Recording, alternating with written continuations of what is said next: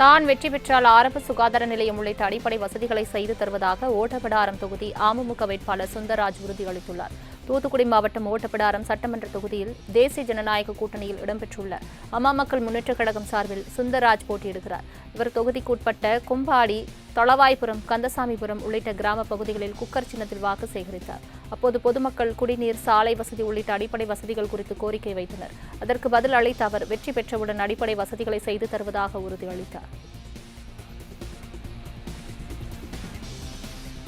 தலைவி அம்மாவுடைய ஆட்சியை மீண்டும் கொண்டு வருவதற்கு நீங்கள் வாக்களிக்க வேண்டிய சின்னம் குக்கர் சின்னம். 5வது சின்னமாக இருக்கின்ற குக்கர் சின்னத்திற்கு நீங்கள் வாக்களிக்க வேண்டும். நம்மளுடைய பகுதிக்கு நிச்சயமாக போக்குவரத்தை சரி செய்து உங்களுக்கு தருவேன் என்று இந்த நேரத்திலே கூறிக்கொள்கின்றேன்.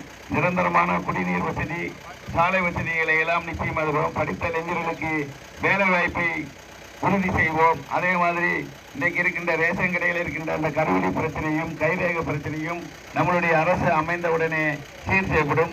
100 நாள் வேலைவாய்ப்பு திட்டம் 150 நாளாக நம்மளுடைய மாண்புமிகு எடப்பாடியார் அவர்களுடைய ஆட்சியில் அம்மா ஆட்சி அமைந்தவுடன் சரி செய்யப்படும்.